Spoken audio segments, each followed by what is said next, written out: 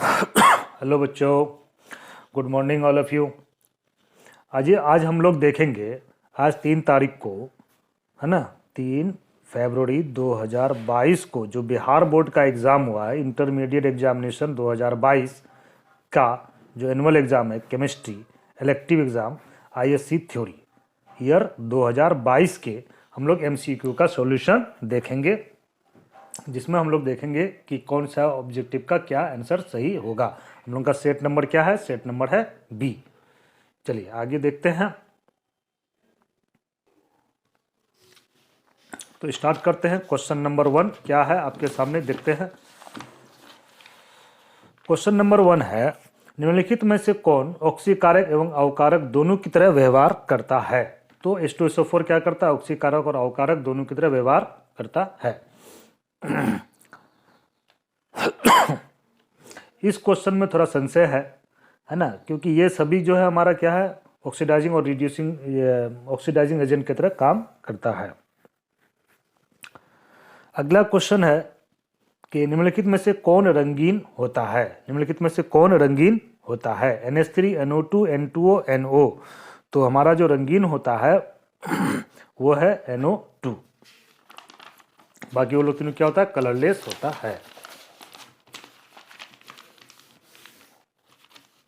अगला क्वेश्चन है आपके सामने में कि संक्रमण तत्व का सामान्य इलेक्ट्रॉनिक विन्यास है, यानी कि the general electronic configuration of transition element is. तो क्या हो जाएगा? N-1 1 to 10 0 1 0 1 और 2। निम्नलिखित में से किसमें मैग्नीज का ऑक्सीडेशन नंबर यानी कि ऑक्सीकरण संख्या न्यूनतम है? तो सबसे कम ऑक्सीडेशन संख्या किसमें है? इसमें। इसका कितना है? +2 है यहाँ पे, ठीक है। और ये तो क्या है, हमारा मिक्स ऑक्साइड है। यहाँ पर कितना है? +4 है। और यहाँ पर कितना है? +7 है। तो हमारा ए नंबर हो जाएगा।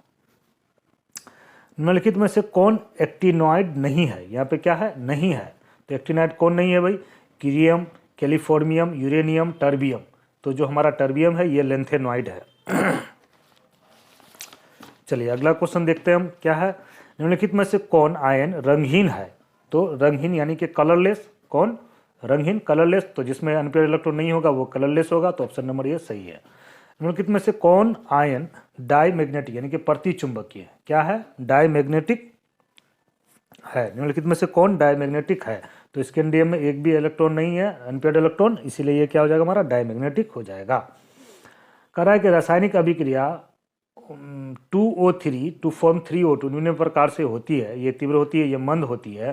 तो इस अभिक्रिया का वेग इक्वेशन क्या होगा? तो इस अभिक्रिया का जो वेग इक्वेशन होगा वो होगा आपका रेट के O3 टू O2 पर पावर -1 हो जाएगा।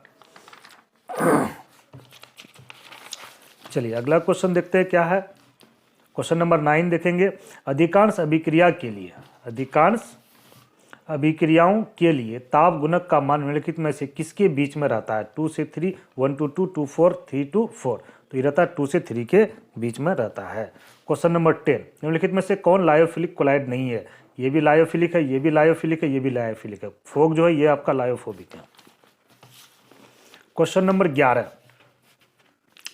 The size of colloidal particle is in between which of the following? 10⁻⁹ to 10⁻11 होता है। स्टार्च यानी स्टार्च के हाइड्रोलाइसिस में निम्नलिखित में से किस एंजाइम का उपयोग होता है? तो इसमें जो एंजाइम का उपयोग होता है वो है आपका माल्टेज। रासायनिक अधिशोषण की दर यानी कि केमिकल एब्जॉर्प्शन की दर क्या होती है? दाब बढ़ने, ये जो है आपका दाब बढ़ने से बढ़ती है। क्वेश्चन नंबर 13 का डी हो जाएगा। क्वेश्चन नंबर 14 देखिए, पृथ्वी की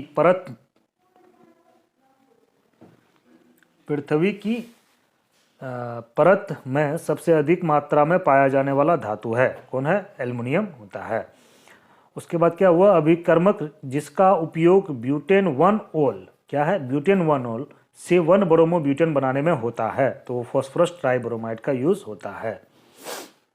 क्वेश्चन नंबर 16 देखिए, क्या है? निम्नलिखित में से कौन यौगिक बनता है जब निम्नलिखित में से कौन यौगिक बनता है जब यह अभिक्रिया से कौन सा यौगिक बनेगा? तो बेंजीन को जब क्लोरीन की अधिकता में सूर्य प्रकाश कीजिएगा तो बेंजीन हेक्साक्लोराइड बनेगा। चलिए अगला क्वेश्चन देखते हैं, क्या है? Which of the following compound is form? ये तो हो गया हम लोगों का। अगला क्वेश्चन, निम्नलिखित में से कौन आयोडोफॉर्म परीक्षण देता है? निम्नलिखित में से कौन आयोडोफॉर्म परीक्षण देता है, यानी कि आयोडोफॉर्म टेस्ट देता है? तो जिसमें क्या होगा हमारा CH3 CH double bond O ये वाला ग्रुप होगा, जिसमें वो होगा तो हमारा कौन हो जाएगा? सेकेंडरी अल्कोहल हो जाएगा। अगला क्वेश्चन हमारा क्वेश्चन नंबर 18 है, निम्नलिखित में से किसमें बड़े पैमाने पर मिथाइल अल्कोहल बनता है? पायरोलिग्नियस एसिड से बनता है।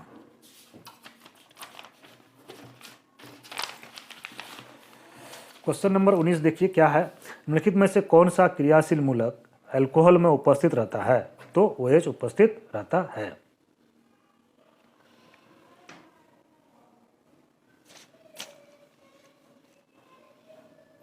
क्वेश्चन नंबर 20 देखें, निम्नलिखित में से कौन सर्वाधिक अम्लीय है? तो जो क्या है, मेटा में क्लोरो है, इलेक्ट्रॉन विथड्रॉइंग ग्रुप है इसमें उपस्थित, इसलिए C हो जाएगा। प्राइमरी अल्कोहल का उत्प्रेरक निर्जलीकरण से मिलता है, क्या मिलता है? यानी कि प्राइमरी अल्कोहल का जब आप डिहाइड्रोजनेशन कराएंगे तो आपको क्या मिलेगा? एल्डिहाइड मिलेगा। पायरोलिग्निस एसिड में रहता है, पायरोलिग्निस एसिड में क्या रहता है? यानी कि 2% acetic acid, 50% acetic acid, 10% acetic acid, 20% acetic acid. तो इसमें आपका रहता है 10% एसिटिक एसिड। अगला क्वेश्चन है कि है एक, यानी कि ये जो कंपाउंड है इज है, क्या है ये? Primary, secondary, tertiary, quaternary. तो ये आपका प्राइमरी है क्योंकि यहाँ पर NH2 है, ठीक है। उसके बाद अगला क्वेश्चन है कि जलीय घोल में निम्नलिखित में सबसे सबल भस्म कौन है? तो ये हमारा सेकेंडरी मिथाइलेमिन हो जाएगा। अगला क्वेश्चन है कि C3H9N अणुसूत्र के द्वारा निम्नलिखित में से किसे व्यक्त किया जाता है? क्या क्या किया जाता है? Primary, secondary, tertiary, none of this. तो इसमें और ऑल ऑफ दिस, इनमें से सभी, तो ऑल ऑफ दिस हो जाएगा। क्यों? क्योंकि इससे क्या क्या बन जाएगा आपका, यहाँ दिखा देते हैं हम आपको। CH3 NH C2H5 भी बन जाएगा, C3H7 NH2 भी बन जाएगा, और आपका CH3 CH3 भी बन जाएगा, इसलिए इनमें से सभी हो जाएगा। चलिए क्वेश्चन, अगला क्वेश्चन देखते हैं हम लोग क्या है। Which of the following can be, हो तो गया ये। क्वेश्चन नंबर 26 देखिए, निम्नलिखित में से किसको अवकृत करने से सेकेंडरी एमीन प्राप्त होता है? तो कार्बाल एमीन का रिडक्शन कराइएगा, यानी कि आइसोसाइनाइड का, है ना, तो आपको क्या हो जाएगा? सेकेंडरी एमीन प्राप्त हो जाएगा। अगला क्वेश्चन देखते हैं, cane sugar on hydrolysis give which of the following? Glucose and fructose. Enzyme क्या है? प्रोटीन है। ये सारा क्वेश्चन जो है हमारा जो ऑब्जेक्टिव टेस्ट दिया गया था उसमें सारा क्वेश्चन पूछा हुआ है। घनाकार यानी कि the number of Bravais lattice in cubic crystal is, तो क्यूबिक क्रिस्टल में ये 3 तरह का होता है घनाभार में, ठीक है। एक ऑक्टाहाइड्रल लिंक निम्नलिखित में से कितने गोलों के द्वारा जाते हैं? यानी कि ऑक्टाहाइड्रल वॉइड जो होता है ये कितने पार्टिकल के द्वारा सराउंडेड रहता है? तो ये 6 के द्वारा सराउंडेड रहता है। निम्नलिखित में किस प्रकार के डिफेक्ट यानी कि दोष के कारण क्रिस्टल की डेंसिटी में कमी होती है? तो शॉटकी डिफेक्ट के कारण कमी होती है। चलिए अगला क्वेश्चन देखते हैं हम लोग क्या है। निम्नलिखित में से कौन फेरो चुंबकीय पदार्थ यानी कि फेरोमैग्नेटिक इनमें से कौन है? तो फेरोमैग्नेटिक होता है आपका Fe3O4। विलियन के अनुसंख्यक गुणधर्म का उदाहरण है, यानी कि इनमें से कौन कोलाइगेटिव प्रॉपर्टीज है? Density, mass, temperature, elevation of boiling point है। अगला question, the number of mole of solid पर केजी ऑफ सॉल्वेंट इज कोल। ये पर केजी ऑफ सॉल्वेंट है तो इसका मतलब क्या हो गया आपका? मोलिलिटी भी नंबर हो जाएगा। चलिए अगला क्वेश्चन देखते हैं, question number 35। Solution which boil at constant temperature without any change in composition is called azeotrope. जब एसिटिलीन को तनु H2SO4 से AgSO4 की उपस्थिति में प्रवाहित किया जाता है तब क्या प्राप्त होता है? एसिटल्डिहाइड प्राप्त होता है। क्वेश्चन नंबर 37 देखिएगा, ये जो अभिक्रिया है इसको क्या कहेंगे हम लोग? तो रोजनमुंड रिडक्शन कहेंगे। ये भी, ये सारा ऑब्जेक्टिव आपको ऑब्जेक्टिव के टेस्ट स्टेज में मैं पहले भी बता चुका हूँ। अगला क्वेश्चन, निम्नलिखित में से कौन एल्डोल कंडेंसेशन नहीं देता है? एल्डोल कंडेंसेशन नहीं देता है। तो एल्डोल कंडेंसेशन कौन नहीं देगा भाई? जिसमें अल्फा हाइड्रोजन उपस्थित नहीं होगा। तो जिसमें अल्फा हाइड्रोजन का वो एल्डोल कंडेंसेशन देगा। तो मिथेनॉल में क्या होता है? HCHO इसका फॉर्मूला होता है, इसमें अल्फा कार्बन भी नहीं होता, अल्फा हाइड्रोजन भी नहीं होता है।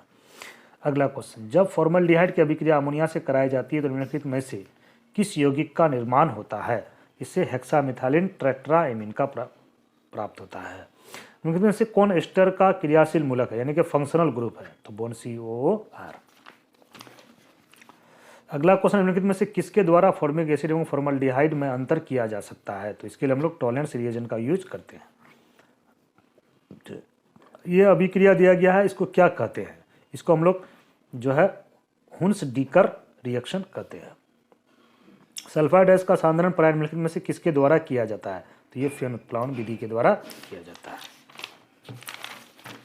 चलिए अगला क्वेश्चन देखते हैं। क्वेश्चन नंबर 44 क्या है? निम्नलिखित में से कौन सा धातु का निष्कर्षण विद्युत विच्छेदन की क्रिया के द्वारा नहीं किया जाता है? तो आयरन का नहीं किया जाता। ये सारा ऑब्जेक्टिव मैं पहले ही बता चुका हूँ। हुप की विधि के द्वारा निम्नलिखित में से किस धातु का शोधन किया जाता है? तो ये एल्युमिनियम का किया जाता है। निम्नलिखित में से सबसे कम क्वथनांक वाली गैस कौन है? निम्नलिखित में से सबसे कम क्वथनांक वाली गैस कौन होता है? तो हीलियम होता है। इसका -268.8 होता है। निम्नलिखित में से कौन सिर्फ एक ऑक्सी अम्ल बनाता है, यानी कि ऑक्सी एसिड बनाता है? तो वो है फ्लोरीन। S8 में सल्फर का ऑक्सीडेशन स्टेट है 0। निम्नलिखित में से कौन सबसे कम वाष्पशील है? सबसे कम वाष्पशील वाटर, क्योंकि ये लिक्विड स्टेट में होता है, बाकी सब लिक्विड स्टेट में नहीं होती है। अगला क्वेश्चन है क्वेश्चन नंबर 50। निम्नलिखित में से किसका हिमांक अवनमन अधिकतम है? तो पोटेशियम सल्फेट। एक फेराडे के बराबर होते हैं 96,500 कूलम। जब लेड संचय, इसका इंग्लिश में देखते क्या है? What happen when a lead storage battery is charged. जब लेड स्टोरेज बैटरी को चार्ज किया जाता है तो क्या होता है? सल्फ्यूरिक एसिड का रीजनरेशन होता है। यहाँ पर ये रिएक्शन दिया गया है और बताना है कि इसका ईएमएफ क्या होगा। तो इसका ईएमएफ होगा 0.94। अगला question, hydrogen oxygen cell reaction में किस तरह का सेल है? यानी कि हाइड्रोजन ऑक्सीजन जो सेल है ये किस तरह का? ये फ्यूल सेल है आपका, जिसको हम लोग क्या कहते हैं? अपोलो मिशन में यूज किया जाता है इसको, है ना। इसको बैकबोन सेल भी कहते हैं। The rate of chemical reaction decreases with time. अगला क्वेश्चन देखते हैं क्या है?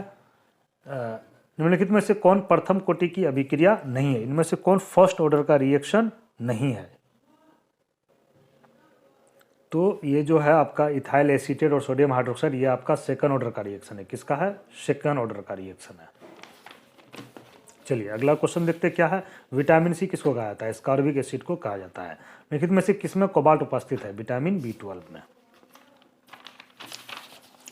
चलिए अगला क्वेश्चन देखते हैं। निम्नलिखित में से कौन योगाशील पॉलीमर है? यानी कि इनमें से कौन जो है एडिशन पॉलीमर है आपका? कौन एडिशन पॉलीमर है?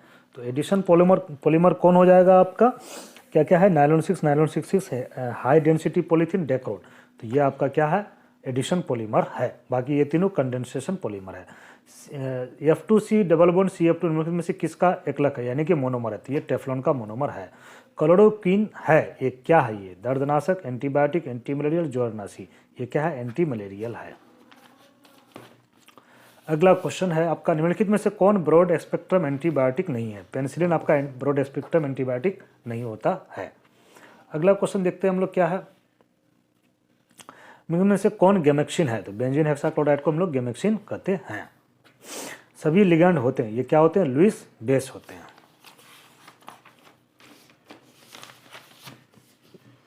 अगला क्वेश्चन देखते हैं। निम्नलिखित में से कौन पारामैग्नेटिक है? इनमें से कौन पारामैग्नेटिक है? तो इनमें से ये सभी जो है हमारा डायमैग्नेटिक है, और सी नंबर क्या है हमारा? पारामैग्नेटिक होता है ना। टेट्राक्लोरोनिकेलेट ये क्या होता है आपका? पारामैग्नेटिक होता है। निम्नलिखित में से किस जैव अणु का मैग्नीशियम एक प्रमुख संगठक है? हेमोग्लोबिन, क्लोरोफिल, फ्लोरेजिन, ATP क्लोरोफिल का होता है। क्वेश्चन नंबर 67, वह जटिल आयन जिसमें केंद्रीय धातु परमाणु में कोई d इलेक्ट्रॉन नहीं है, यानी कि the complex ion in which central metal atom has no d electron. इनमें से किसमें d इलेक्ट्रॉन यानी कि d ऑर्बिटल में इलेक्ट्रॉन नहीं है?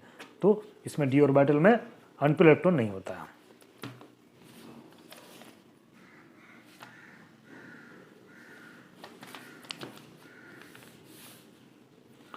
अगला क्वेश्चन देखते हैं हम लोग, कौन कथन गलत है? इनमें से कौन सा कथन गलत है? 68 में क्या करा? कौन सा कथन गलत है? तो ये जो आपका निकेल, ये टेट्रा कार्बोनिल निकेल है जो है, ये टेट्राहाइड्रल तो होता है लेकिन ये डायमैग्नेटिक होता है, पारामैग्नेटिक नहीं होता, इसलिए आपका क्या हो जाएगा? ये नंबर आंसर हो जाएगा। क्वेश्चन नंबर 69 देखते हैं क्या है? निम्नलिखित में से किस यौगिक का उपयोग अग्निशामक में होता है? तो कार्बन टेट्राक्लोराइड का उपयोग अग्निशामक में होता है।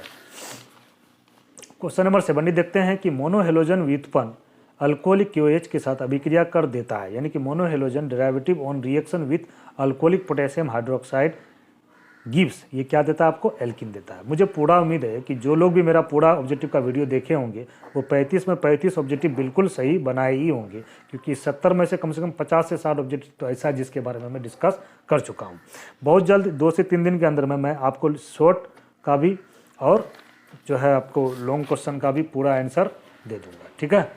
बहुत जल्द ही ये आपको मिल जाएगा यूट्यूब चैनल के माध्यम से भी और PDF फॉर्म में भी आपको मिल जाएगा। Thank you very much for watching my YouTube channel. अगर आप पहली बार हैं हमारे चैनल में तो चैनल को सब्सक्राइब करना ना भूलें और बेल आइकन को प्रेस करें।